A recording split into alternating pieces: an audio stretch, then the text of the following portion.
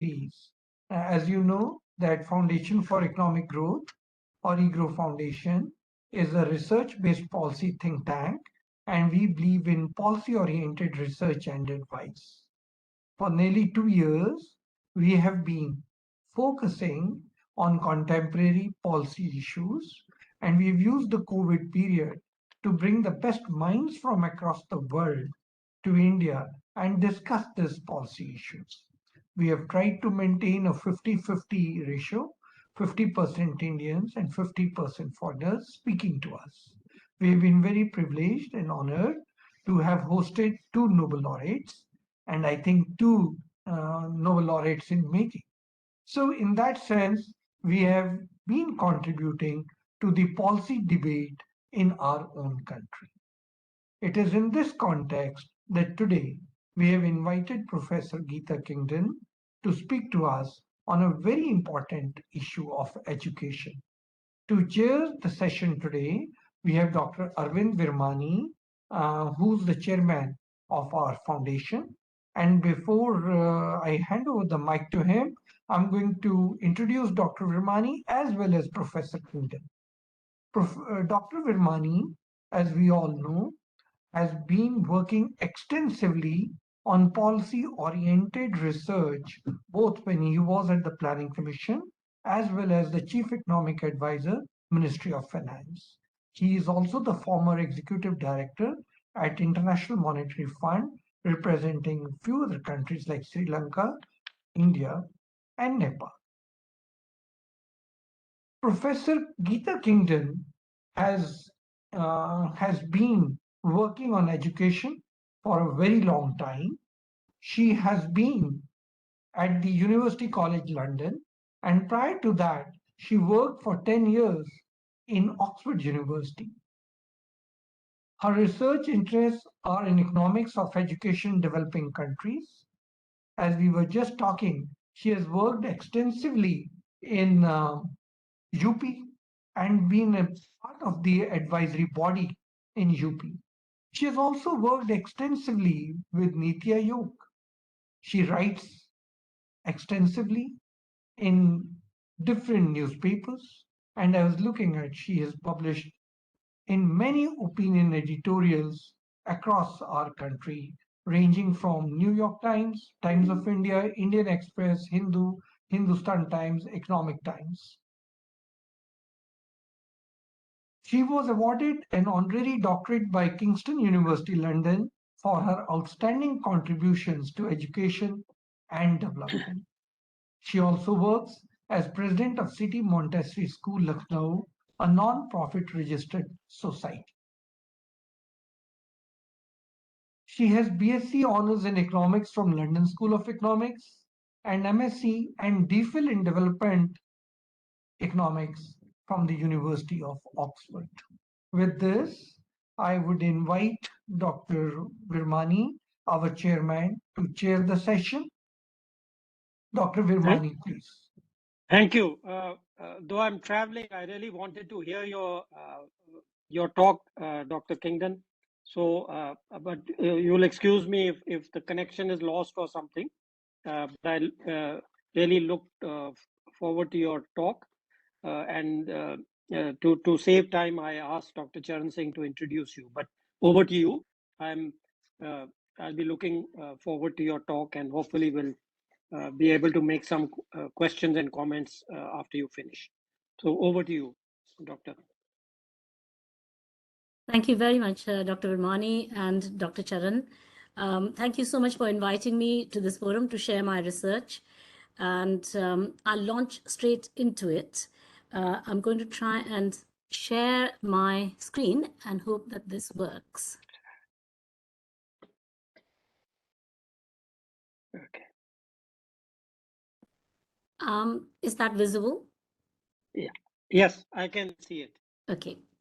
So the topic of this paper that is co-authored with Dr. Sandeep Datta of the Delhi School of Economics is a teacher shortage in India, myth or reality. We hope to convince you that this is an important topic. You see, friends, that there's a widespread belief that low pupil-teacher ratio of few teachers per given number of students is an important barrier to learning. And in many countries, governments have stipulated maximum pupil-teacher ratio policies. And in order to lower pupil-teacher ratios, teacher appointments are made in many countries. And these are pedagogic justifications for teacher appointments. However, there is obviously a whole political economy of teacher appointments as well.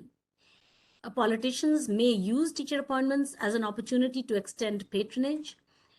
This is for electoral gain. And as has just very recently been seen in a very public way, it's been in the news, it's hardly been away from the news for the last about 10 days, about the entry of teachers, the kickbacks that might exist in the appointments of teachers. We've heard about the state of West Bengal, or at least it's alleged that though that money could have been, related to kickbacks made on teacher appointments. Teachers may themselves prefer more appointments because it's sort of anecdotally heard quite frequently that this, having more teachers within the school allows any individual teacher to be absentee and not to be conspicuously absent because there are others there.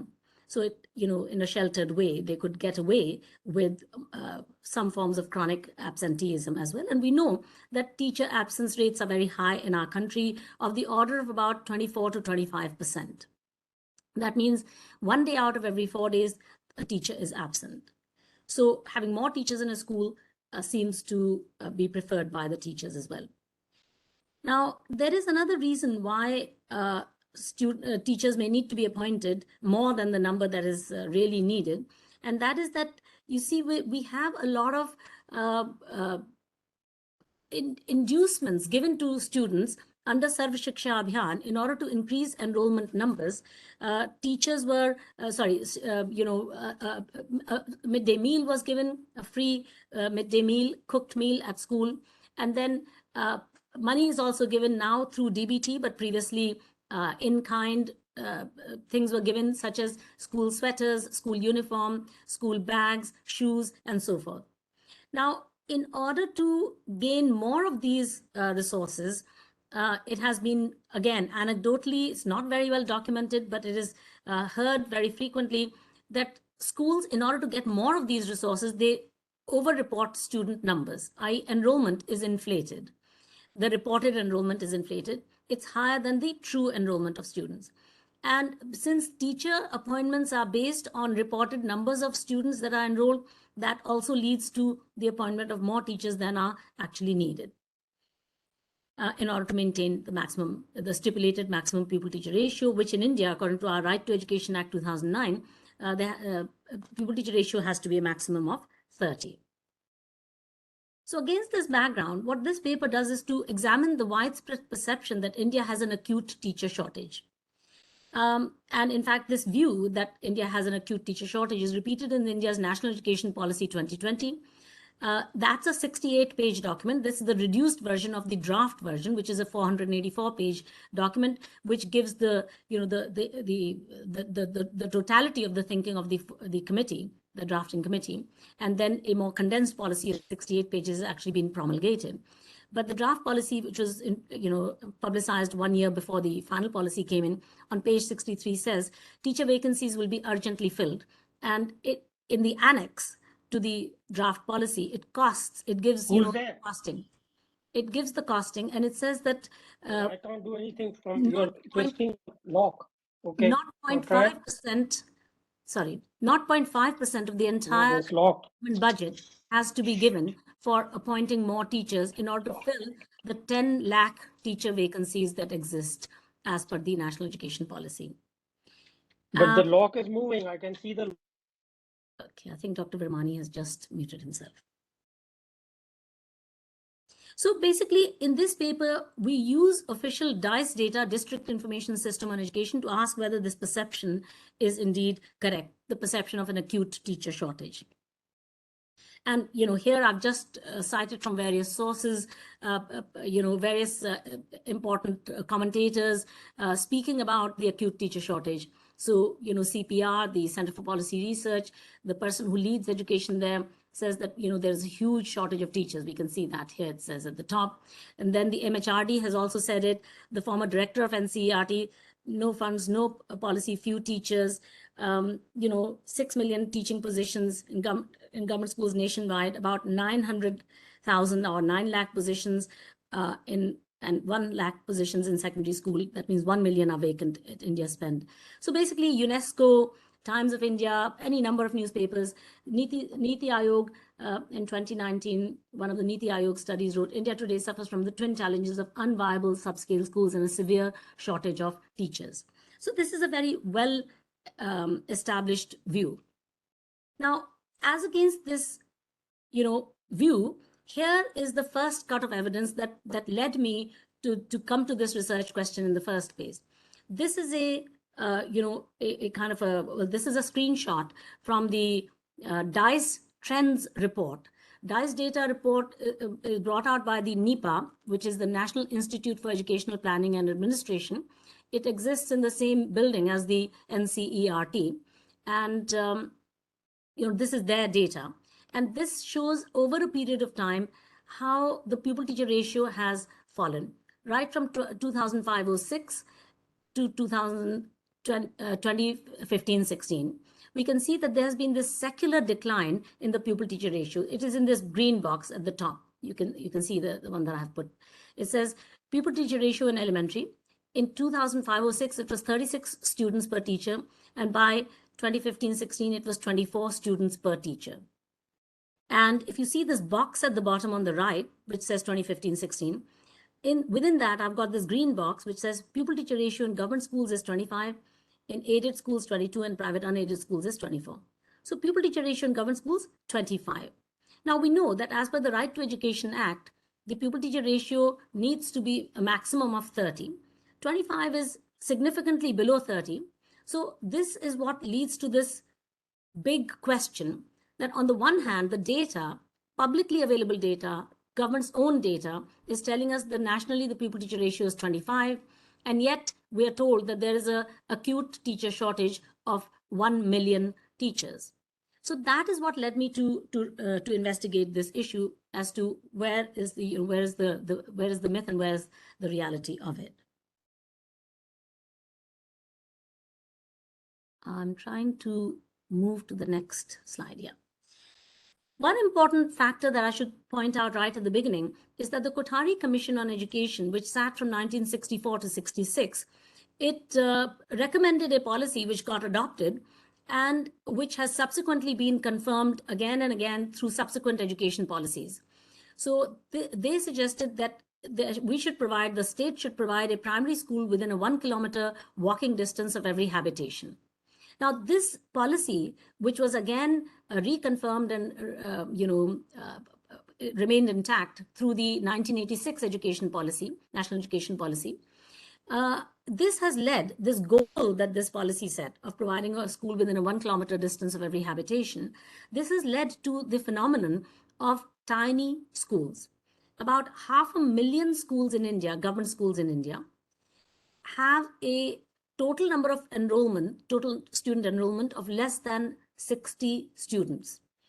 And in these nearly 500,000 schools, average number of pupils, and this is the self-reported number of pupils that the school itself has reported in the annual data collection exercise called DICE. They report, based on their reported number of pupils, the average number of pupils in these 500,000 schools nearly is 31 pupils per school. So this single statistic, I think, gives us cause for pause and for reflection about the viability of, such tiny schools. One is, of course, the economic viability, but even there is a question maybe about the pedagogic viability of schools that are that small, because where are the socialization opportunities for children? And there may be other factors as well. And the question is, should this have implications, any implications whatsoever for teacher appointments, and what those implications could be?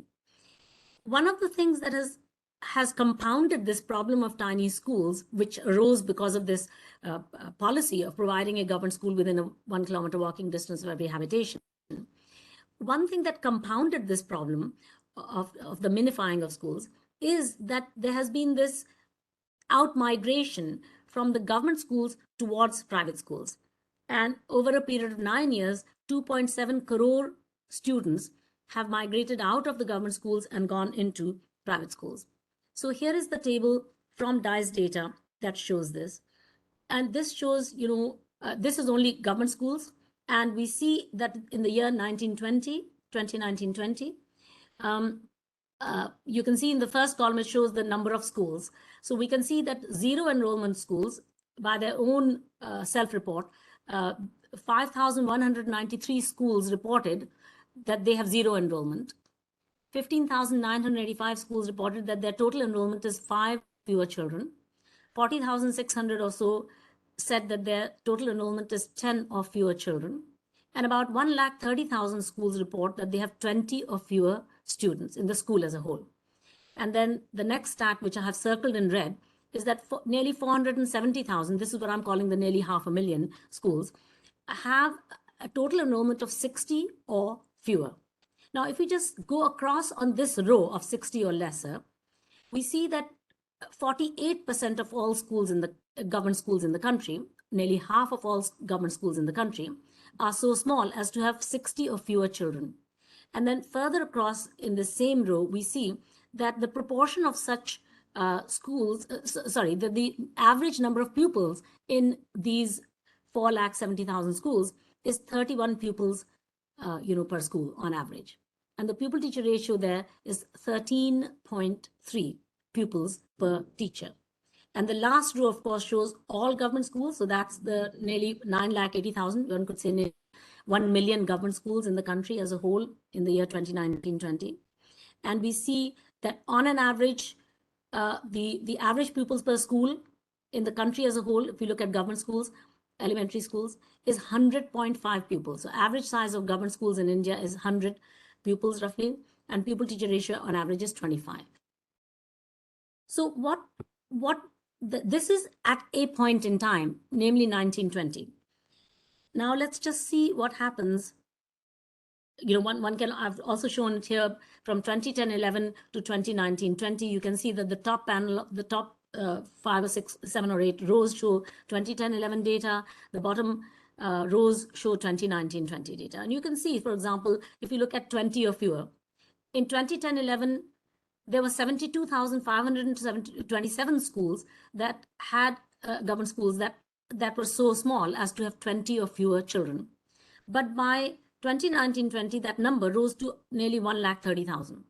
Yeah, in the bottom panel, you can see 20 or fewer, 129,444 schools were so small. So the number rose within 9 years from 72,000 to nearly 130,000.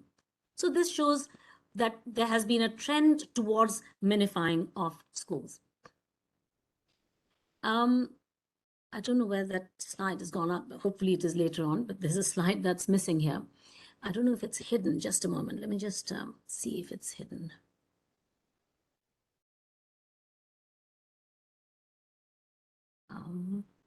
No, it's not. But anyhow, I think I'll just have to skip that one.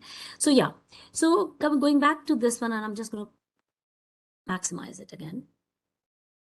So now coming to the percentage of public schools, government schools with pupil-teacher ratios below given levels. I've highlighted the second column, which shows the percentage of government schools that have a pupil-teacher ratio, average pupil-teacher ratio below 15 pupils per teacher. And we see that, of course, it is understandable that the hilly states of Jammu, Himachal, and Uttarakhand, a high proportion of schools there would have, few children per school, and therefore the pupil-teacher ratio would be as low as 15 or fewer. So that is understandable. But we see that even in the plains states, a high proportion of schools have, pupil-teacher ratio below 15. Telangana, Kerala, Karnataka, Assam, Tamil Nadu, etc. And in the country as a whole, about 31% of all government elementary schools have a pupil-teacher ratio below 15. And about half of all schools, 47% of all schools, have a pupil-teacher ratio below 20. Now, another thing I want to draw your attention to before I come to the main tables of the paper is the phenomenon of what we might call over-reported enrollment. Now, we don't really have very hard data on the extent of over-reporting or even on anything on the phenomenon. Very little evidence exists on the phenomenon of over-reported enrollments. But if we look at the distribution of school size, and here's the histogram that shows the distribution of school size across these 10 lakh government elementary schools. What we see is that at certain junctures, there's a jump. So the first jump happens, I don't know whether you can see my cursor where I'm moving it on this peak over here. That's 30. So just, there's a dip below 30. At 30, there's a dip, and at 31, there's an increase. That means a lot of schools are reporting enrollment of 31. Where at 60, you see that there's a decline here, and there's quite a decline at 60, but at 61, there's quite an increase. There's a jump over here. Again, at 90, there's a jump, but at 100, there's a much bigger jump. And that is probably because after 100, at 101 and above, a headmaster or headmistress is given to a school. And we see that at other points. Now, the Right to Education Act's allocation norm for teachers to schools is this, that for any school that has an enrollment up to 60 pupils, they will get 2 teachers, irrespective of the enrollment. It could be 60, it could be 59, 55, it could even be 5 students. But any school that has a total enrollment of up to 60 students will get 2 teachers. From 61 enrolled pupils to 90 enrolled pupils, the school will get 3 teachers. From 91 to 120, 4 teachers, and so on. But after 100, they will get if it's an upper primary school, they will get a headmaster or headmistress. And for a primary school above 150, they will get a headmaster or headmistress. So you can see at 150, there's a jump as well. Now, this is the histogram for the school as a whole. And so we can see why it is that at 61, there's a big jump. At 91, there's a jump. At 101, there's a jump. 121, there's a jump. At 151, there's a jump. So in other words, there is some gaming. There is some gaming in the reportage of student enrollment. Now, this is for India as a whole. I'm also presenting in the next slide for one state, the state of Uttar Pradesh. And here we see that there's quite a lot of the histogram you can see is very much more stark with respect to its jumps. So we see here, this is 60 and 61, there is this big jump here. This is at 100, at 90, we can see the jump, 91 rather. Then at 101, we can see this massive jump, absolutely ginormous jump at 101. And then at 150, again, we see that, and so forth. So we see that there is this, how shall I say, graphic evidence of and suggestion of reporting around those threshold points at which extra teachers get allocated to schools.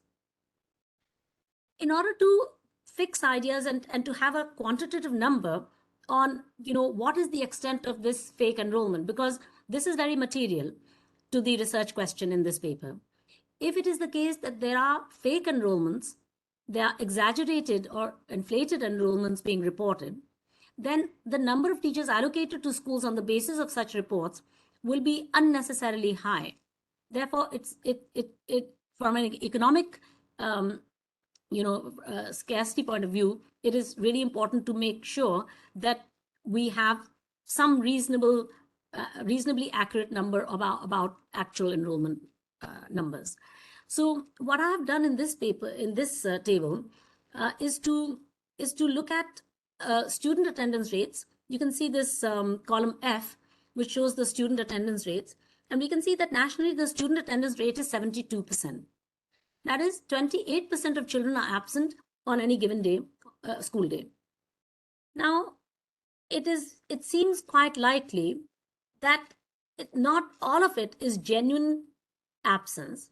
It seems possible, it seems in fact likely, that this 28% consists of 2 components. A component which is genuine absence among genuine enrollees. And the other possible component is, those children who don't really exist in the school, but who are the overreported or fake or ghost enrollments. And research question is, what's the proportion? Is it possible to bifurcate those two and to come to some sensible idea about what the true enrollment numbers are? So if we just highlight, if we just focus for a moment on the states that are right at the bottom, Madhya Pradesh has a student attendance rate of 56% or an absence rate of 44%. West Bengal, 55%, Uttar Pradesh, 60%, Jharkhand, 65%, Bihar, 56%. So, the highest absence rate being in West Bengal, 45% of children apparently being absent. Now, it turns out that the Comptroller and Auditor General, in their report, when they do their audits, they have noticed this discrepancy and their reports are available for some of the states. For two of the states for which I could find their reports which talk about this phenomenon, one is for Bihar and one is for Uttar Pradesh. And for Haryana, somebody else has done some analysis. So for these states, I put the actual estimates of fake enrollment as per surveys. Both CAG survey and in the case of Uttar Pradesh and Bihar, my own survey with Rukmini Banerjee in the year 2007-08. We did a study in both these states and then for Haryana. So what we have done is that, in Bihar, out of the 44% absence rate, because the attendance rate is 56%, out of the 44% implied absence rate, 35% or 35 percentage points rather, is due to over-reported enrollment. Therefore, genuine absence rate is 9% among those that are, the enrollees. And in the case of Uttar Pradesh, there's a 40% absence rate, of which 16 percentage points is due to over-reported enrollment, and therefore the genuine attendance absence rate is 24%. And in the case of Haryana, the attendance rates are much higher there. 78% is the attendance rate, 22% absence rate, and out of that 22%, 16% is percentage points is over-reported enrollments or fake enrollments. So therefore, genuine is 6 percentage point absence rate. What we have done is to take the average of these and then applied that to taken half of that as the thing that is applicable for all the other states. Now, we're not making any claim that this is the right thing. It's a very rough and ready sort of one-size-fits-all attribution or imputation that we have done. But we've said that, possibly we are erring on the side of caution when we say that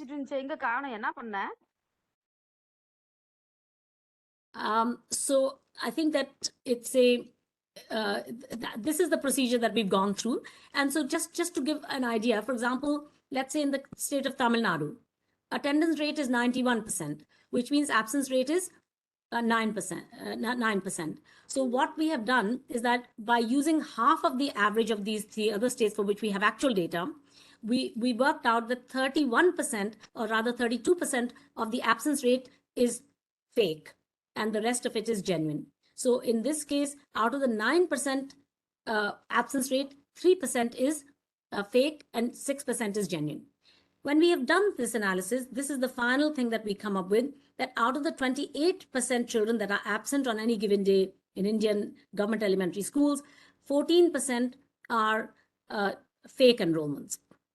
And if we proceed on that basis and we adjust the pupil-teacher ratio, and we say that after removing ghost enrollments, what is the pupil-teacher ratio? Instead of 25.1, pupil-teacher ratio falls to 21.6. Now, this is a hypothetical exercise we have done. We cannot make a claim as to its accuracy. What we would say to state governments is, do your own surveys. We would say to CAG, the Comptroller and Auditor General, we would say to the Midday Meal Authority, which also do their surveys, that, please do a survey to find out in your state what the reality is. And, when you talk to them verbally, most principal secretaries of education agree that, yes, this is the case. Most directors of education agree that, yes, this is the case, but they've not, in most cases, they've not put a number to it. So with this background, let me just move on. This is all just background. I'm going to now come to the main tables of the paper.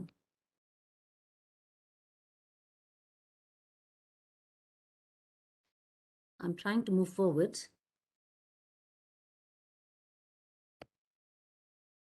I'm clicking. Seems to be happening.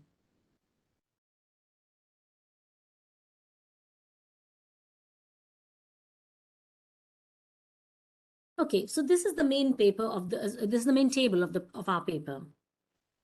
And I'm sorry, it's a busy table, but I'll try and be as clear as possible. If you look at the first two columns, which they say teacher vacancies, and the bottom row gives the all India picture. So maybe just for a moment, let's just focus on the bottom row only.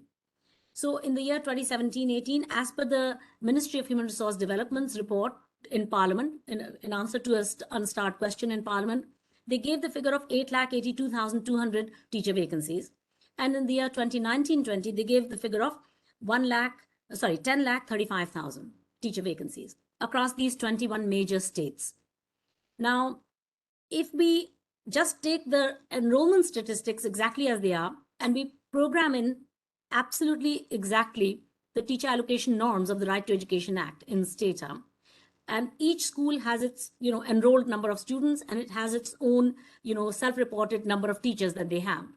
So based on their enrolled number of students and applying the norms, the teacher allocation norms of the Right to Education Act, we can predict exactly, we can say how many teacher vacancies they have if the norms were absolutely faithfully applied. When we do that, we find that in fact, instead of 10,35,000 vacancies, there are 7,66,000 vacancies. And another thing we find, which nobody has talked about, no calculations so far as we can tell have been made, is what are the number of surplus teachers? Because just as some schools have a deficit of teachers, there are other schools that have more teachers than are required as per their enrollment numbers. And the answer is that there are 5,20,000 or so surplus teachers. So when we take in the net, there's 2,46,000 deficit of teachers rather than what is commonly believed about 10 lakh teacher vacancies. According to our estimates, is about a quarter of that. And if you look at state-wise, I have put in a box, this blue box. I've ordered this whole table by this column, which says net surplus teachers. And you can see that West Bengal, if you look at the column before then, which is titled surplus teachers, you can see West Bengal has by far the greatest number of surplus teachers, 82,271. And if we take the net, subtracting, the second column minus the first column, we see net surplus teachers. And these 11 states have a total surplus of about 1,88,000 teachers. These 11 states at the top that I have put in a box.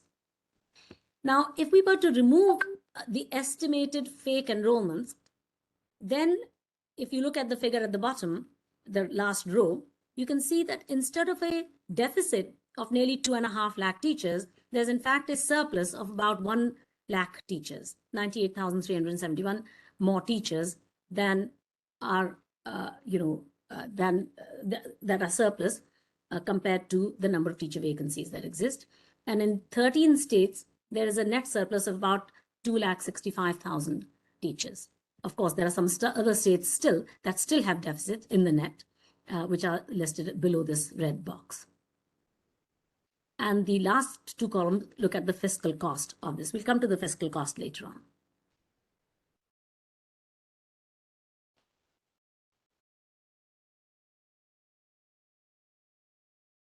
This table bifurcates it by rural urban, but I won't go into that because of the paucity. Sorry, just a question. When you're giving yes. this fakes removed number, that is the net going through that whole process again, right?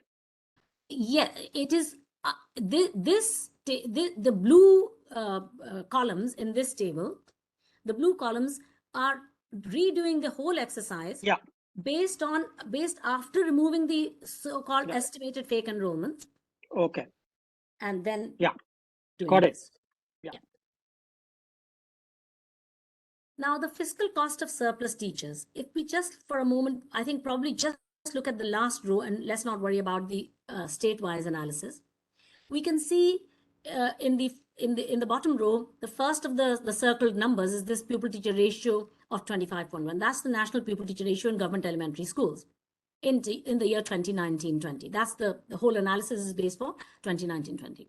Now, pupil teacher ratio, if as the national education policy promises, if we appointed those 10 lakh, filled those 10 lakh teacher vacancies that the NEP promises to fill, then the pupil teacher ratio would fall to 19.9 from its current 25.1. What would be the fiscal cost of this? So first of all, in this yellow set of columns, the last three columns, the first of these yellow columns shows the cost of the additional fiscal cost that India is already incurring by not having a pupil teacher ratio of 30, by having a pupil teacher ratio of 25.1. The cost of that is 28,671 crore per annum in 2019-20 rupees, in 2019-20 nominal terms. That is 3.9 billion US dollars. Then what is the cost due to the additional planned recruitment of 10 lakh teachers, 1 million teachers, which the National Education Policy promises? If they were recruited, then the teacher salary bill of those 1 lakh, those 10 lakh teachers would be 63,674 crore per annum, again in 2019-20 economic terms. And if we add those two together, then the extent of the 92,345 crore per annum.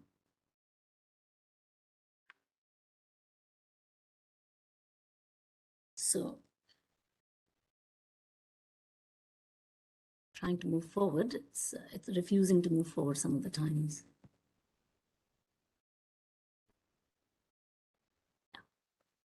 Now, supposing we go into the realm of hypothetics and we say that if the government were prepared to maintain a pupil teacher ratio of 30, which is the maximum that is allowable under the Right to Education Act, how much would we save? And then, you know, if we had a pupil teacher ratio of 40 that was permissible, what would be the expenditure? And therefore, what would be the savings? Now, first of all, the pupil teacher ratio column shows at the end in the again, let's just focus on the last row, the all India row for these 21 major states. We see next to that currently the spend on the salaries of the existing teachers is 2,24,000 crore per annum, 2019-20 nominal terms, 2,24,000 crore. If the government maintained a pupil teacher ratio of 30, the spend would be 1,95,000 crore. We'd save 28,671 crore, which is given in this penultimate column over here. That is the savings. If the government were prepared to countenance a pupil teacher ratio of 40, tolerate a pupil teacher ratio as high as 40, then the spend would be 1,46,000 crore, roughly 1,47,000 crore, and the saving would be 77,629 crore per annum. And the last simulation that we have done is to consider a modified norm of teacher allocation to schools. If we say hypothetically that schools, I mean, at the moment, the norm is that for any school that has up to 60 students enrolled in it, they will get 2 teachers. Even if they have only 5 or 3 or 10 or 15 students enrolled, they will still get 2 teachers. But supposing the government said, for a moment, let's imagine that the government said that if a school has up to 20 children enrolled in it, it'll get 1 teacher. And from 21 children to 60 children enrolled in the school, it'll get 2 teachers. And all the rest of the allocation rules remained as they are. What would be the effect? Because we know that there are 1,30,000 schools, government elementary schools, that have less than 20 children in the school as a whole. If this policy hypothetically were to be rolled out, what would be the difference? And the answer is that at the moment we saw in the earlier main table that we have about 2,46,000, nearly 2.5 lakh teacher vacancies. And if we remove the fake enrollments, then we have a surplus of about 98,000, nearly 1 lakh teachers. If we allowed if we modified the norm of teacher allocation such that schools that have less than 20 pupils enrolled in them would get only 1 teacher, then the net deficit of teachers, the net vacancies, instead of 2.5 lakh vacancies, it falls to 1,14,000 vacancies. If you look at the last row. And if you were to then also remove ghost enrollments, then your 1 lakh, nearly this 98,000, nearly 1 lakh teacher surplus figure converts into a roughly 2,40,000 surplus teacher figure in this gray sort of set of columns where there's the red box, if you look at the last row in that. So this is a hypothetical alteration to the teacher allocation norm. If that were countenanced, this is what the effect would be. I think this highlights a kind of the idea that if it is accepted that a school below 20, it would be economically very difficult to provide 2 teachers to such a school. And if this was done, then this is what it would look like. So in summary, I mean, there's a lot more tables in the paper itself. I have not shared all of the tables here. But in summary, what we find is that there are far fewer teacher vacancies than the Ministry of Education estimates. Instead of about 10,35,000, there's only about nearly just under 8 lakh teacher vacancies. Secondly, we find that there are a large number, nearly just over 500,000 of surplus teachers as well in other schools. Thus, there's a net deficit of about 2.5 lakh teachers rather than of 1 million teachers. If we remove the state of Bihar, which is an outlier state, which alone has a huge number of teacher vacancies, in the rest of the country, the total net deficit is only 70,145 teachers. So out of this 2,46,000, if you remove Bihar, then the number falls net teacher deficit of only 70,145. Secondly, we find that if we measure teacher requirements after removing the estimated fake enrollment, we get a net surplus of about 98,000 teachers, nearly 1 lakh teacher surplus we get. Thirdly, if we do both the things, remove fake enrollment, our estimated fake enrollment, and we alter the teacher allocation rule to adjust for the fact that many government schools have emptied out and become extremely small, then net teacher surplus is about 2,40,000 teachers.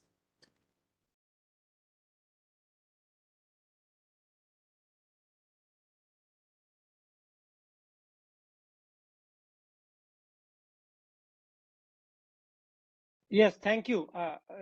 Sorry, I was just trying to share my last slide, but sure, go ahead. Just a moment, yeah. Fourthly, if the government fills the 1 million vacancies that it has promised to, then the modest pupil-teacher ratio, the already modest pupil-teacher ratio of 25 will fall further to 19.9, let's say to 20. And this would mean a permanent fiscal cost of about 63,000 crores per annum in 2019-20 prices. And this figure is higher than the individual GDPs of 56 countries that year, the total GDPs. I don't mean the total of all these countries, but the total GDP of each country. If we were to order all the countries of the world by their total GDPs, there would be 56 countries whose total GDP is below this figure of 63,000 crores. I think, we conclude in our paper that there are major economic efficiencies that can be gained from an evidence-based approach to recruitment and deployment policies, teacher deployment policies. And we need to recognize the governance weaknesses. The paper also has important implications for school size policy. Are we going to tolerate really tiny schools? Is it for the benefit of the children that the Kothari Commission's recommendations of 1964 to 66 should still rule the country, when perhaps transportation and the way in which certain other countries have dealt with this same issue is through providing transport? In China, the average school size, from the accounts that I have read, is about 700 students per school. So ours of 100 children per school, average size is, by the way, that is the average size, that is the mean size. The median size of government elementary schools is 63 students. And of course, school size is log-normally distributed, and therefore the median is a very much better measure of central tendency than the mean is. And so mean enrollment may be 100.5, but median enrollment is 63 students, per school. So it draws attention to the class size policy inherent in the Right to Education Act. And firstly, the findings call for a review of the teacher allocation rules that give 2 teachers even to tiny schools, and which stipulates a maximum pupil teacher ratio of 30. And this is because the number of tiny schools have rapidly grown. So we need to have a policy that responds to this reality. And the rules emphasize teacher inputs. Okay, we need more teachers, despite the evidence that class size is not significantly related to student learning, and despite the fact that there is not a known threshold at a pupil teacher ratio of 30, above which it should not be allowed to go. Secondly, the 130,000 tiny public schools raise the question not only of their economic justifiability, but their pedagogic viability as well. And thirdly, in order to reduce wastage, it seems important to have data on actual enrollment in schools. And I think that if state governments made an effort, they could get actual enrollment data, but they need to have the will to do that. And if they did that, they would be able to allocate teachers to schools according to the actual need, rather than based on data that might be compromised. And lastly, states need to consider how much of the problem of teacher shortage in some of their schools can be solved by net new hiring, and how much of this problem of teacher shortage can be met by reallocation of teachers from surplus teacher schools to deficit teacher schools. And there exist a number of ways in which one can rationalize the surplus. For example, putting a freeze on fresh recruitment, or incentivizing teachers to accept redeployment. Those that are willing to, in fact, the National Education Policy has a recommendation that those teachers who agree to go to rural areas, they should be given an extra bung of money. And of course, attractive voluntary retirement schemes are also a strategy that is being used, for example, in BSNL, in the telecoms industry, to remove, a workforce that is surplus. District-wise analysis within each state can be very helpful in order to see the scope for intra-district redeployment of teachers or intra-division. In fact, you asked Dr. Charan right at the start that, am I doing something with the government of Uttar Pradesh? And I said that there's a good officer here at the moment. And I was delighted to see that, he had, of course, given me very good feedback, and he had said that this paper is very important for them. And I was delighted to see 4 days ago in Times of India, Lucknow edition, that the government of Uttar Pradesh has decided to do intra-district redeployment of teachers from teacher surplus schools to teacher deficit schools. So that was, there's probably no more satisfying thing for a researcher than to see that some policy question that they have illuminated through their research has been taken note of, and any action has been taken on it. So I must admit to being very happy. And last 2 points of my paper, of my presentation just now, is that transferring teachers may, of course, be administratively and politically challenging. It absolutely is.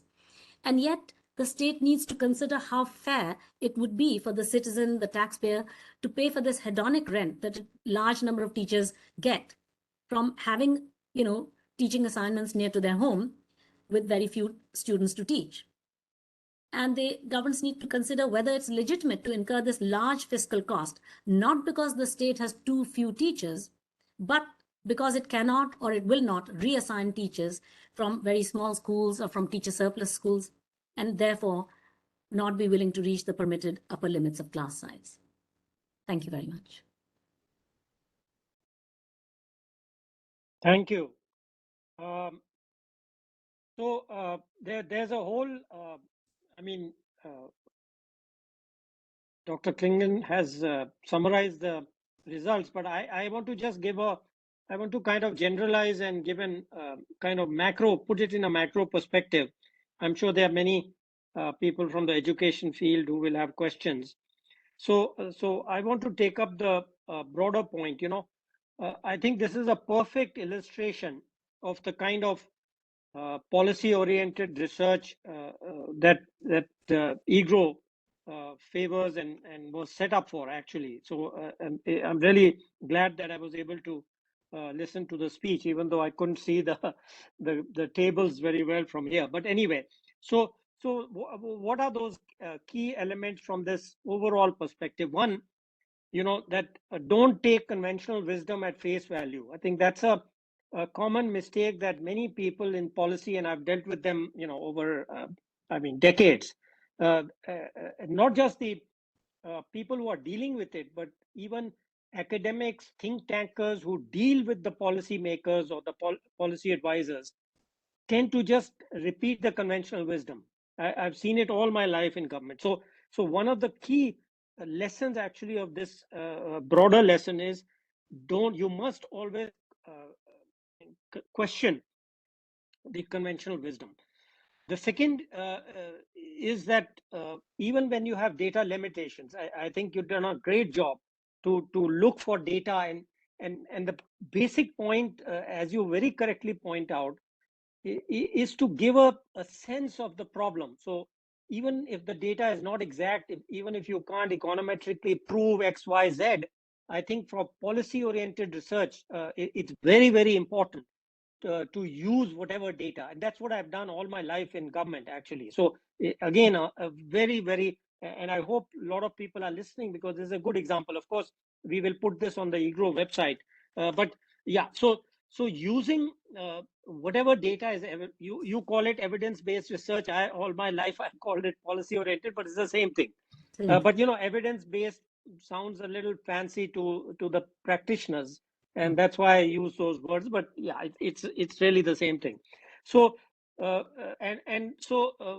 unconventional solution. So the third or fourth point is that sometimes the solution is not direct. You also point out transport. The solution to a problem of teachers. Let's say there's a genuine problem. Even if there was a genuine problem, it may be better to give free transport or give students free bicycles or something, rather than having this whole structure of things which is unviable. So again, that's kind of the fourth point. But I want to add another point which we have stressed a lot in our India Vision paper, which those of you who haven't seen, is that in some sense, one of the reasoning behind having more teachers has been that subject specialization. Actually, the unconventional solution to that, which I have been pressing for a long time. In fact, I did that in the review of health and education services, which I did for the Planning Commission in 2006, if I remember correctly, was that if you have internet access in all the primary schools, then even one teacher, the socialization is necessary. There has to be somebody present there, but then they can access expertise from somewhere else. So there could be a generalist teacher, and they could be accessing special resources in math, in science, etc. So you don't have to have 4 teachers there when there are only 10 students or 20 students. So that's the other. I just want to give an example of how, once you have the problem, once you recognize it's important. Absenteeism, actually, my whole process started with absenteeism, which I think you say the latest information shows something like 28 to 33%, if I remember your numbers correctly, 24 to 30%. Student absence is 28%. The teacher absenteeism, what is the latest teacher absenteeism is 24 to 25%. Okay, on the lower side of that. Okay, fine. Yeah, from when I got into this issue, it was like it was 30 to 40%. When I looked at this issue 15 years ago or something like that. So and the conventional solution to that was exactly this. I mean, I heard it for like 40 years. Give them incentives, force them. We tried all these things, by the way. Force, for example, medical. Force the MD students to go there. All kinds of force and incentive. Nothing worked. They tried it for 30 years. So I came to this conclusion that really there is no other way but to give this connectivity. So at least whoever is there, who is able to stay in that thing and provide that human contact, which I think now there are a number of studies from all over. You'll be able to say better. Maybe you can enlighten us on both these 2 or 3 things which I'm raising. But the learning part, even experiments, the kind of experiments you can show on the internet, I mean, it would be impossible in probably 90% of the schools. So okay, so I don't want to make it into but I just wanted to bring it to attention of our listeners that this is really a very good example of the kind of research that EGROW actually wants to do and wants to propagate. If you want to just start by commenting on some of the things I've said, you can. Otherwise, we'll go to the questions. No, I absolutely agree with all your points, and it's good to hear that you yourself have also been engaged in some of education related work, particularly the idea of getting teachers and other workers to not be absentees, and how difficult it is to change behavior, and how in particular that technology can now exist and it can be leveraged for addressing the problem. One is, of course, transport, which I mentioned as a policy. But I think now it's wider than that, because even technology can be leveraged. Of course, teacher training will be needed, connectivity will be needed, and devices will be needed, all of that. But yes, that does provide a very viable potential solution to the problem of the tiny, small scale school problem. Of course, there are other solutions also available. In fact, Madhya Pradesh, I'm told, is trying out this idea. So you see, there's a lot of concern when, for instance, a lot of states have noticed that school sizes become small. So when Rajasthan reduced, they closed down a lot of schools, about 10,000 schools, Rajasthan closed down. Actually, the figure we were told was 18,000. But when you look at DICE data, the actual number of schools that is reduced is by 10,000. So there was opposition, but somehow they managed the political economy of it. In Maharashtra, when they tried to reduce all those schools, to shut down, or rather merge nearby schools, to reduce, to shut down those schools, those government elementary schools that had a total enrollment of less than 20, there was a massive, opposition to it. And so they then decided to do it after the local elections were over. When those were over, they decided to change the policy, and they said that we'll close down only those schools that have less than 10 students. So instead of 14,000 schools closing down, they closed down about 4,000 schools, Maharashtra. So there is a sensitivity around closing down schools. And probably that's why the Madhya Pradesh government has decided that they are aware of this problem. And in fact, what they have done is they've done something very interesting. And in fact, Uttar Pradesh has also done it. If you look at 2017-18 data, DICE data, and if you could look at 2019-20 DICE data, you can immediately see it. Uttar Pradesh has merged together about 26,000 schools. So the number of government elementary schools in Uttar Pradesh has fallen just in a 1 year period, rather 2 year period, to by 26,000. The number of schools has fallen from about 1,61,000 to about 1,35,000 or so. Then in Madhya Pradesh, they've also they've merged nearby schools, and they've reduced their numbers by 20,000 schools, 19,900 something. And how they've done it is very interesting, without any outcry, is because in the first place, those schools were not two schools at all. They were a primary school and they were an upper primary school. They had been a school with grades 1 to 8 together. It was one single school. But then if you designate yourself as a separate, as a standalone upper primary school, you get a head teacher after a certain enrollment number. So it was expedient for them to declare themselves as two separate schools with the connivance of whoever were the relevant officers. And over time, the situation had become that in Uttar Pradesh, there were 26,000 such schools that are actually a single school, but they had been declared to be two separate schools. Yes. So, they were able to, without much trouble, put them back together. And that's what's happened both in Uttar Pradesh and Madhya Pradesh. Now, Madhya Pradesh is doing something really interesting. What they've decided to do is that in every single block, they are creating a high quality school, highly resourced, high quality school, which they will then tell all the, the people about. And they hope that the parents will themselves prefer to send their children to a free but high quality school, even if it is more distant, so that the schools will naturally close down rather than through government diktat. So that's how they are trying to address the problem. Excellent. Yeah, I'm glad you gave that example, because in fact that fits in exactly with what I am saying. I mean, and you have confirmed that really, if that will require connectivity, devices, 24/7 power to have access to that quality coming from outside, at least, where to put everything together, including, of course, the good teachers, etc. So very good. Yeah. So actually, that your answers gave another point, actually, that once you get, the another experience of mine is that there has to be a driver, which again you mentioned. Your experience is quite consistent with my 20 years of doing reforms. Is that you need a driver inside the system.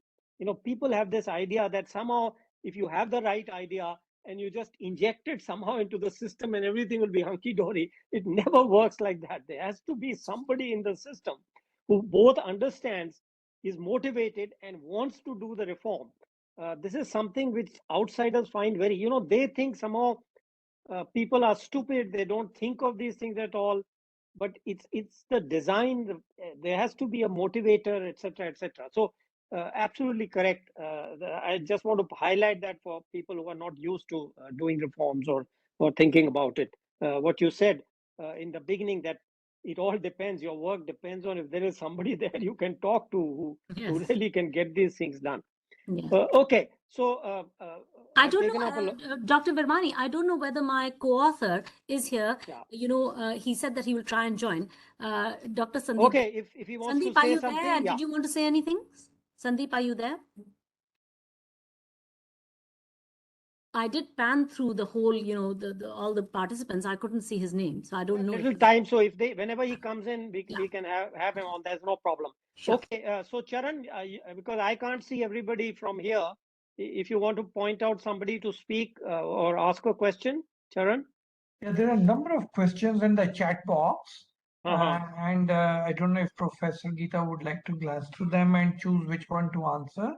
I would simply say that, Professor, it has been very enlightening for us to listen to you. Your research is really, as Dr. Virmani stressed, very policy oriented, and we really think it's so useful for us.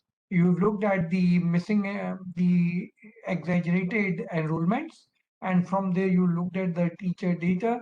I was also thinking in these small schools.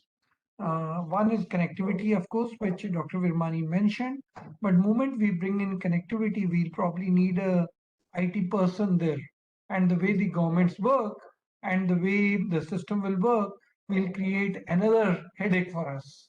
So my suggestion, of course, would be that, as again Dr. Virmani was mentioning, probably make arrangements that students get gathered somewhere, and rather than having a norm of 1 kilometer, if we could have uh, if we could have a norm of say 5 kilometers, and thereby we also get a critical mass of students, and then there is some once we have a critical mass of students, then 2 teachers per school are put to better utility. That's one thing, and I was wondering how feasible that is. Or secondly, I was also wondering the quality of teachers that would come up, because once you say there is a demand for 10 lakh teachers, then I really do not know what's the quality of teachers that comes in. So I'm not even sure of the quality of teacher at present now that is there in these schools. I also wanted to know, because you work across the world, what is your research showing in rest of the world? In other countries, how do they tackle this? Because in a country like ours, which is resource constrained, and the states that you were mentioning, Bihar, where it gets inflated, or UP, where it gets inflated, these are typically 2 states which are severely underdeveloped, and obviously budget constraints are more severe than in other states like Gujarat, Maharashtra. So in such resource constrained states, what is the global experience? How would they tackle this situation? Would one of the ways be that instead of saying that 5-year age is class 1, by extending the age and make it 7 years for class 1, so that mobility of the child increases, so covering the distance improves, and therefore then you start consolidating the schools in, say, in a radius of 5 kilometers. Thank you. Yeah, Okay. thank you very much. Yeah, if you want to respond, then we'll move to the other question. Yeah. Yeah, I mean, really, I mean, I agree with what Dr. Sharon said. There's not much that I want to say, but I agree that, and one thing I'd like to say is that you mentioned the need to provide, if we're going to leverage technology, to bring in, expertise from outside without there having to be a, allocation of specialist subject teachers. Then definitely, yes, IT help will need to be provided, but you see, the cost of providing that would be a fraction of the cost of appointing subject teachers for every single separate subject. In the upper primary schools, which have very few students, it is absolutely not viable to have a subject specialist, because in the upper primary, the Right to Education Act's norm for teacher allocation is that there have to be 3 subject teachers. There have to be 3 teachers, even if the school has only 10 children or 5 children or 20 children or whatever. Up to 60 children, it has to have 3 teachers. Sorry, up to 90 children, it has to have, I'll correct myself. Up to 100 children in an upper primary school, it must have 3 teachers. And the point is that even if it had very few children, even if it had 10 children, it still has to have 3 teachers. So I think, what you've said, but the cost of providing an IT support person, which is, initially, at the very most, is going to be 1/3 the cost, right? Or 1/2 the cost. So I think that's certainly a viable thing. I think a costing analysis can be done. And I agree that a critical mass of students, for example, with a 5-kilometer radius seems like 5 kilometers seems absolutely doable, especially if there's some kind of transport provided. If the government gives a subsidy even for transport, 5 kilometers is absolutely doable. And one needs a bit of imagination and a little bit of organizational. In Rajasthan, when they merged the schools, I'm told that there was some, concern. There was a lot of concern about children having to travel further. So the Rajasthan government gave, I think, 10 rupees per way. It was 20 rupees per day per child for defraying the cost of transport. I'm not sure how well that is working, but that is what I understand that they did. I agree with your concern about the quality of teachers. If you're suddenly going to appoint 1 million teachers, even if one agreed that it's okay to have a pupil-teacher ratio of 20 in the country rather than 25, which in itself is a very questionable proposition. But even if one were to agree with that, there's this big quality concern. If you're suddenly going to appoint 1 million teachers, when there's current quality constraint, where are these good quality teachers going to come from? And regarding your point about which other countries, I don't know a great deal about this very particular question on other countries, but you see, if you look at an example of Australia, right? Going back, I'm talking about decades ago, 60, 70 years ago, and, going forward, they had this model that, because they had communities that were far flung and small communities, in remote places. So they did it through radio. Of course, it's not ideal, but that's how they did it. Today, technology is such that we can harness technology. We can also think of transportation up to 5 kilometers or more. But, that was not feasible for them, considering the distances. So I'm not sure that I know a great deal to satisfactorily answer that. Yeah. Thanks. Okay, thank you. Yeah, that's a good reminder. Yes, that was one of the things I came across when we were looking at the e-learning stuff. The Australians did this long ago. Yeah, but through radio. Yeah. So 2 points I want to make. One is that India, the government already has a PPP model for IT. By the way, it's already part of the IT policy, that the government need not necessarily, the government will help provide the connectivity, but it need not provide the services. So actually, competition private, it could be local guy in the village. It could be a youngster who's trained. It can be, so that PPP model is very important actually for India's rural areas. You may not want private teachers, but having a private person have a contract to service the IT infrastructure, etc., is very feasible. There's no constraint on that. And he could take up one person, he or she could take up a number of villages and service all of them. So I don't think that should really determine. One small suggestion, those, because of course, your talk will be put on our website, but it may be useful if you can just extract the tables and into a PowerPoint, which we can separately put. So if people want to see, because very hard to, will be too hard to see in the recorded talk. There's a working paper. There's a Okay. working paper, and I can share that, and it can be shared with everybody. Yeah. Okay. Okay. Charan, what? How do we proceed now? Because I can't see other people. So yeah. Professor Gita, would you like to glance through the chat box, or do you want me to read them to you? Whatever is convenient for you. I think if you read out the ones that you think Okay, I can do that. Please. I can do that. Give me half a second. What is the exaggerated enrollment by the reporting authority? What is the incentive? This is one question of exaggerating the enrollment of the students. Of course, I remember you mentioning that the just midday take a meal. few questions, Charan, if you can just read them out, and then she can take them all together. Play two or three of them. That, how about the dropout rates when there is ghost enrollment? And would the dropout rates not be very awkward? So what will be the trend in those? That's another question. It's a good question, and sorry. And then the other question is, the other is the disaggregated data like teachers on geography, history. So I think that the transfer policy which you mentioned, UP has done, they have taken care. There's a question from Jammu and Kashmir, which I thought was about the teachers. And there I think they have spoken about the teachers who got recruited were 12th pass. And therefore they totally, the whole system got deteriorated just because they didn't have people, and 12th pass students were posted there. Then shall I take these many? Yeah, please. Sure.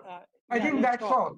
That's the most dropout rate one, if you can address. Yeah. Okay. So very quickly, the incentives are exaggerated, and why anybody would exaggerate enrollments is not clear. The question is, and what we understand, I mean, anecdotally, if you go, I don't know about every part of the country, but if you go to Uttar Pradesh, Bihar, Madhya Pradesh, Rajasthan, if you look at probe report, if you look at the reports of other people, if you look at the reports of the Comptroller and Auditor General, look at the reports of the Midday Meal Authority, the surveys show that the number of children actually present in school is very much lower than the number of children that are on the enrollment register of the school.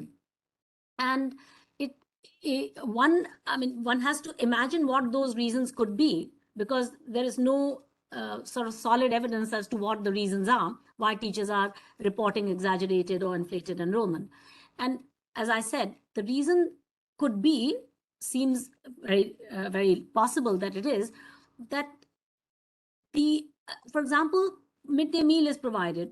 So midday meal means that grains are provided for the and there's a the village panchayat people are in on the act, and the school principal is in on the act. The amount of grains that are provided for the cooking of the midday meal is dependent on the number of reported children. So the more the reported children, the more the grain you can get. So if you were interested in siphoning off some of the grain for your own personal use, then you might over-report, right? So with the connivance of whoever the relevant characters are. So this could be the kind of reason. Similarly, cloth for uniforms, or, provision of school bags and school shoes and so on and so forth, sweaters. These are the reasons why whenever there is a monetary incentive, then it's possible that those are the reasons why people are over-reporting. The second case, the second question about if there's ghost enrollments, will not the dropout rates be high? I think you are right that that should be the case. But firstly, I've not studied this personally myself. But you see, in elementary school goes on till grade 8, right? So after grade 8, how many students have gone into grade 9? Well, there is a natural dropout at that point. So who is to say what part of that visible dropout is due to genuinely people dropping out after grade 8? They don't want to study any further for whatever reason. Or, and, you know, what part of that dropout is due to the fact that in the first place, grade 8 enrollments were inflated. They weren't actually, you know, showing the actual number. So this question remains. This relationship is a very, it is very difficult to sift between those two potential explanations for the dropout. Yeah. The third thing is the point about disaggregating teachers by subject. I agree that the issue gets complicated, and this is a point that was raised by Dr. Charan as well and by Dr. Virmani, that when you're providing subject specialist teachers, then you do have to provide, you know, all subject specialists, and that's why in the upper primary. So in India, we don't have a provision of providing subject specialists at the primary level. Every teacher is meant to be able to teach all subjects. And in fact, that raises problems of its own as well. For example, in a survey that Rukmini Banerjee and I did in Uttar Pradesh and Bihar, although it was a little dated, it was done in 2007-08. But the point is that in that survey, you know, we found that we gave the teachers, about 840 teachers were in our sample. And these were primary only. I mean, we tested only teachers who were teaching primary classes. And we took only in our sample grade 2 and grade 4 children. So primary, you know, classes only. And we tested 840 teachers who are teaching primary classes. And what we found is that we gave the teachers the same questions that we had given to the students, slightly different numbers, but the question was the same because we had taken them from the class 5 maths textbook. And what we found is that 24.7% of teachers could do a simple percentage sum, which was in the class 5 maths textbook. That means 3/4 of the teachers could not do a simple percentage question that of the kind that exists in the class 5 maths curriculum. And yet they're meant to be able to teach maths to all the primary grades, because there's no provision of a specialist maths teacher in our country at the primary level. So there is an issue around that. And that also goes to what the quality of teachers that Dr. Charan was talking about. So yes, this is an important issue, and that is why we have to raise the question that if there are very few children, should we be providing 3 teachers? Because they do need subject specialist teachers. Either that or the solution that Dr. Vermani was suggesting, we really invest in technology and we harness the power of technology. So it's not an easy answer, but you know, these are the reasons and these are the options. Yeah.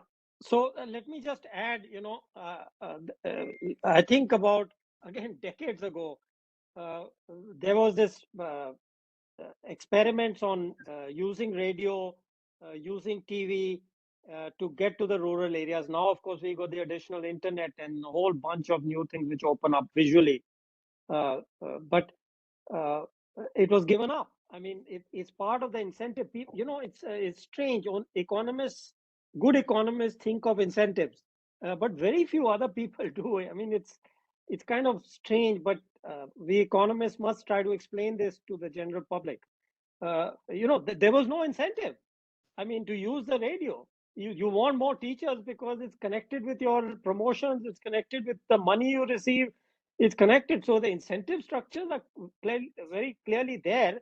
You have given more detail. I mean, you know, those of us who are not deeply into the education system talk in generalities. So it's very useful to have from you specific details of incentives which are very clear. Actually, when we talk about incentives, Dr. Virmani, I'd like to just add, when we talk about incentives, because that's a really important and very interesting part of the whole piece. See, I've done research into the labor market returns to education, right? The wage premium that people command with an extra year of education at the primary level, at the upper primary level, at the secondary level, at the higher level. And you see, normally there was a presumption, if you look at the work of George Sakharopoulos of the World Bank, Yeah. that the pattern of rates of return to education is such that it is the highest at primary level, and then the relationship between years of schooling and wages is concave with respect to the x-axis.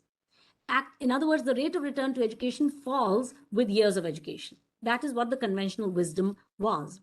But actually, research that I did in around 2010 and so forth, which is published, shows that in fact the pattern of rates of return to education is just the opposite.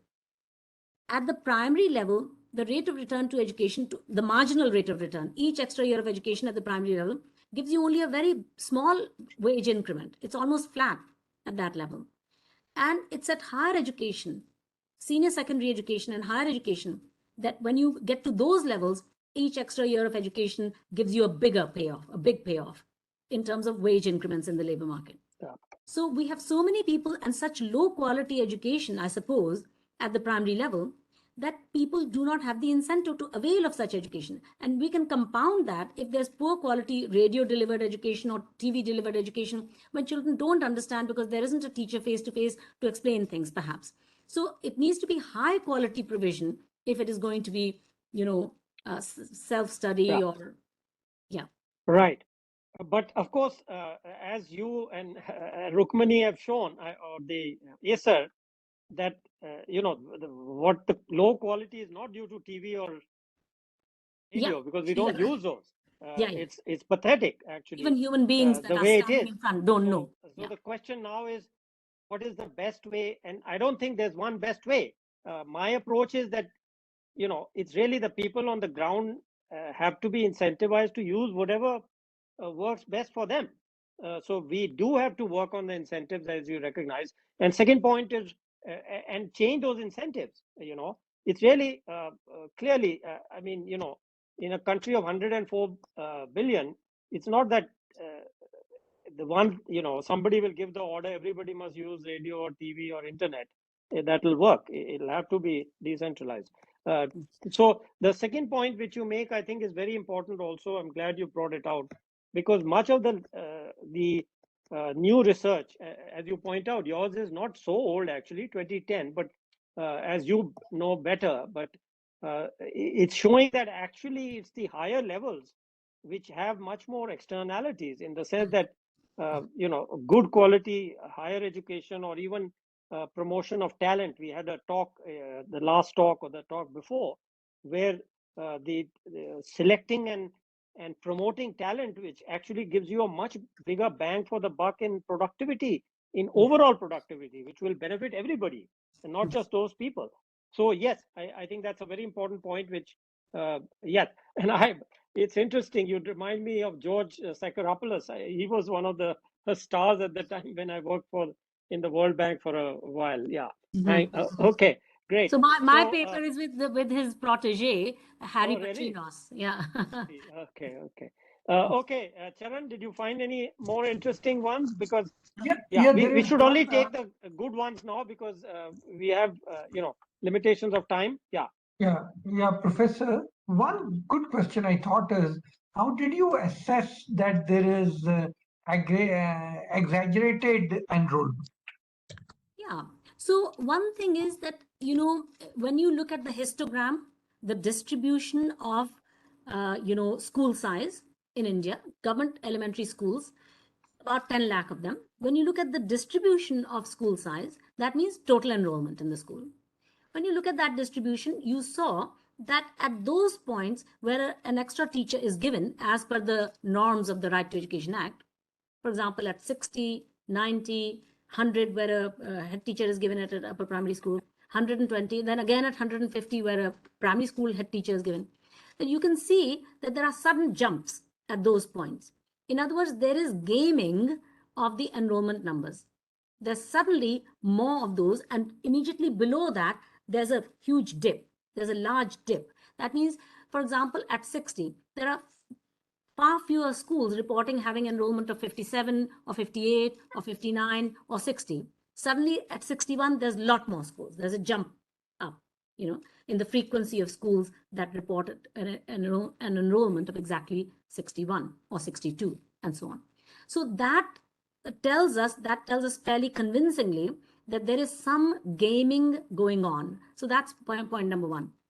Secondly, as I said, the reports of the Comptroller and Auditor General, what they do is that they do a survey of schools.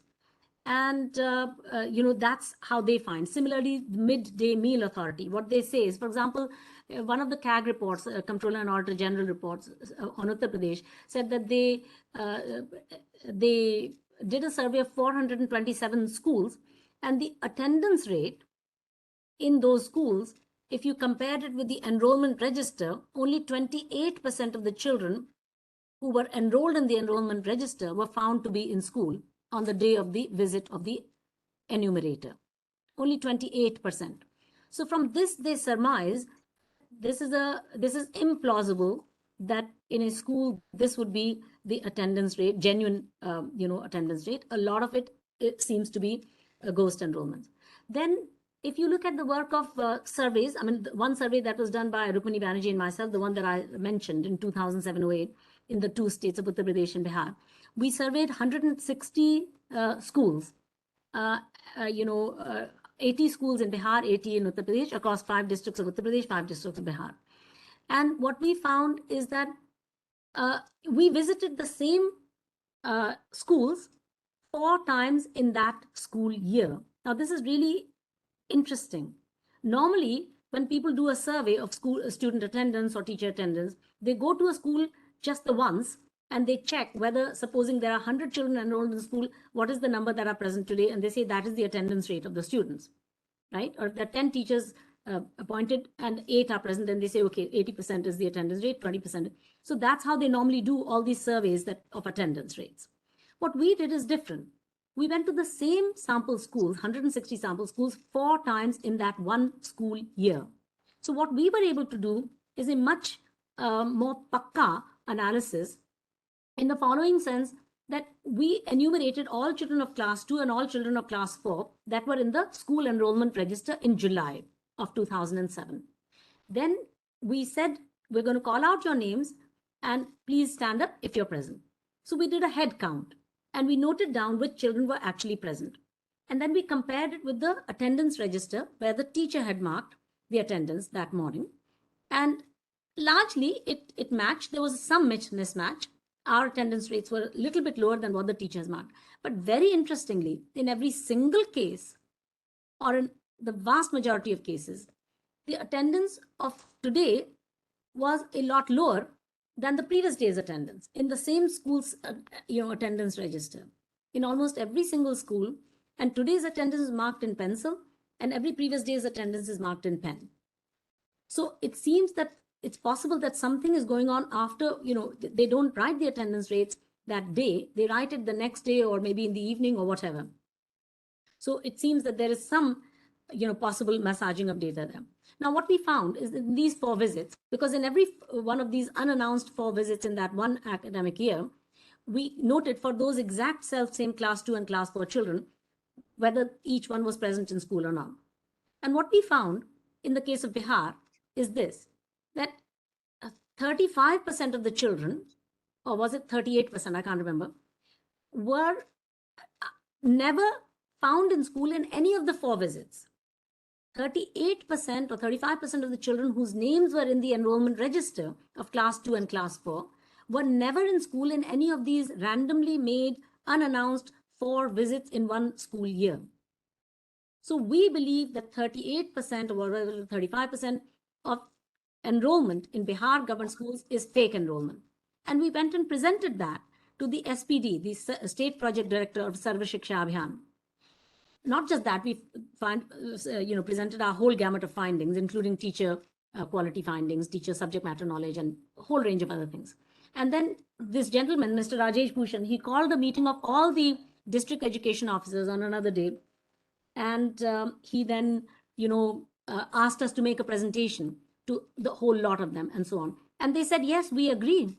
We agree that the number of children in the, shown in the enrollment registers is very exaggerated. but we didn't know an exact number. We didn't know how much. You've quantified it, and it is not implausible what you have found. So, and similarly, we found for UP. So this is how, some of the ways in which this can be found out. Okay, thank you. I think we've had a long discussion. So Charan, unless you have something, or did Vishan Das or anybody was there, wanted to ask a question, or they weren't there? Dr. Ashok Vishan Das is there. Okay, he doesn't want to ask, or Dr. Vishan Das? Yeah. Dr. Geeta, I interesting with rapt attention all you said, and it's very plausible and interesting insight. I just wonder how we can come out with the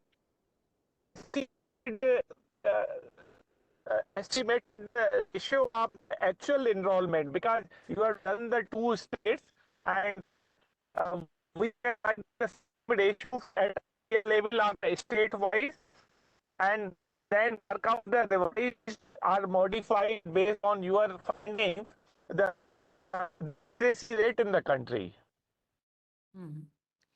Well, I think that each state has to do it for themselves.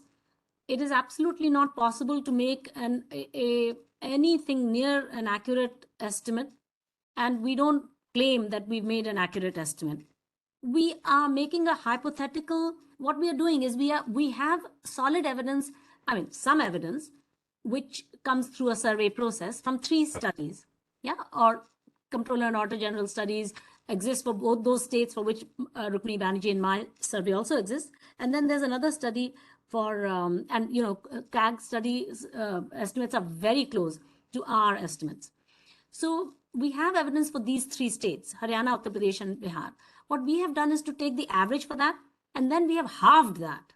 And we've said that in the rest of the states of India, the problem is half as much. Now, that's just a supposition. It's just a hypothesis. We don't know if it's true, and it may be very wrong for some of the states. So what we say is that, look, we think there is a problem, and the states should do that, and they can. They can do surveys, they can determine in the ways that I've described. That's one way in which it can be done. Okay, thank you. Just one thing, because you are, it's not only socio-economic issue, but it involves the financial implication for the state exchequer, and implicitly the states are drawing more budget and the expenditure than what it ought to have been, because one is the literacy rate at state level or at all India level, but other is you are overdrawing from the public exchequer funds, and so this has a much wider ramification. That's my worry about. Sure, I totally agree with you that there is a real issue here. We're talking about 92,000 crore per annum of wastage. Yeah. Okay. Wastage. It's a corruption. It's a corruption. It's not a wastage. It's underestimation. Understatement. Yes, it's all corruption, right? It's all of those things. Yes. Yeah. Okay. Good. Great. Yeah. Okay, Charan, I have got to wind it up. I think we've had a nice discussion. I think we went over even 1.5 hours. So over to you thank you, Professor. It's been very interesting. I'm glad I was able to join. With that, Charan, I hand it over to you. Yeah, I must thank you for this excellent talk. And Mr. Chairman, I know you're traveling, but because you were so keen, we requested Professor Geeta to change the timing of the presentation. And she was kind enough to accommodate our request. So thank you very much for excellent talk. We look forward to the PPT separately. We'll attach it along. We'll also refer to the paper that you have, and that will also go along. And we'll put everything on our website tomorrow, the recording and the attachments along with this. I'm really impressed with your research at the granular level that you've done, and the state level analysis and the surveys that you've done in Bihar and UP. I think we should be able to do many more surveys, and EGROW would be keen to get associated with such policy-oriented research studies and surveys if possible. Thank you Yeah, very much that's to a both good of thing. you. Yeah, I endorse that, Charan. That's a good thing. You should pursue it with her. Yes, Yeah. we'd Okay. like to Yeah. do it. Now, Thank you very much. next Friday, we have another, as you know, this month before August 15 and month of August, we were dedicating to reforms and vision of India 2047 or 2050. Continuing with that, Dr. Virmani had given us a talk 2 weeks back, and he resumes his thoughts on reforms and vision next week. We have a talk from Dr. Virmani on UID and welfare reforms. So we'd invite all of you to please come and be with us, and time will be the same, 4 to 5:30. Week after that, we have Mr. Monte Kaluwalia come and speak to us again, deliberations on reforms and lessons to be learned from the reforms. So we continue our journey in August on reforms and vision for our country. With that, let me once again thank Dr. Virmani, thank Professor Geeta, and the participants who have asked their questions and made the discussion so rich. Thank you very much and see you all next week. Thank you.